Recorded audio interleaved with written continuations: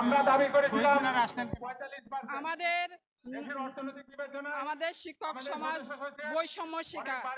কারণ আমি সুদূর মাগুরা থেকে চাঁদপুরে চাকরি করি স্যার। তাহলে আমি একটা চর হাইমচর নামের একটা থানায় চাকরি করি, সেই জায়গায় একটা চর এলাকায় তাও ২৫০০ টাকা বাড়ি ভাড়া দিতে হয়। সরকার আমাদের দেয় ১,০০০ টাকা বাড়ি ভাড়া। ১,০০০ আর তিনি প্রশনমূলক ৫০০ টাকা আমাদের বাড়ি ভাড়া বাড়িয়েছে।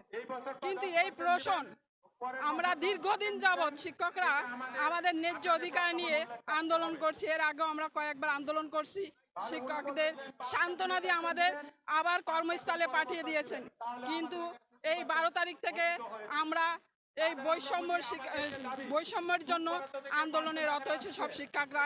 দেখতে পাচ্ছেন শহীদ মিনারে খোলা ছাদের নিচে বৃষ্টি রোদ না খেয়ে ছাড়া আন্দোলন করতেছে, কিন্তু মন্ত্রণালয়ের কোনো অভিভাবক আমাদের এই কষ্টকে অনুভব করতেছে না। এবং আমাদের মৌলিক যে দাবিগুলো, আমরা যদি শিক্ষকরা ঠিক মতন মানে সন্তানের মানুষ না করতে পারে, তাহলে আমরা বলেন কি করে সৃজনশীল শিক্ষা দিই?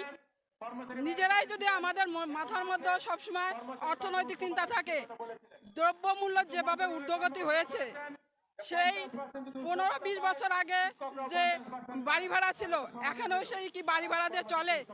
আপনারা অবগত যে আমাদের দ্রব্যমূল্য যে ঊর্ধ্বগতি, আমাদের সন্তানদের মানুষ করা, শিক্ষকদের সন্তানদের ঠিকমতো মানুষ করতে পারতেছে না।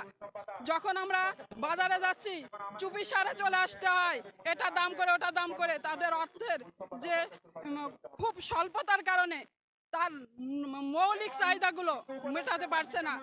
একটা উৎসব আসলে আমরা লুকোচুরি খেলি। কেন খেলি? কারণ সন্তানদের মিথ্যা আশ্বাস দেওয়া হয় যে বাবা এটা সমস্যা আমরা দিতে পারছি না।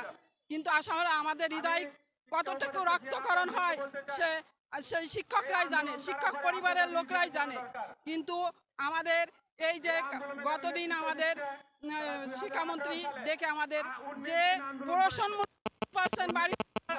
বাড়ি ভাড়ার কথা বলেছে, এটা আমরা কোনোভাবেই মেনে নেব না। আমাদের আগে আমরা ৪৫% দাবি করেছিলাম গতবার, কিন্তু ওনাদের সাথে আলোচনা করে আমরা সব বিবেচনা করে ২০%-এ নেমে এসেছি। আমরা এখন ২০%-এর কম বাড়ি ভাড়া চাই না। ২০%। হ্যাঁ, আমরা দীর্ঘদিন চালিয়ে যাব, যতদিন আমাদের দেহে রক্ত থাকে। আমাদের এই যে অনশনে বসছে শিক্ষকরা, আমাদের পরবর্তী বিভিন্ন পদক্ষেপ আমাদের যে কর্তৃপক্ষ আছে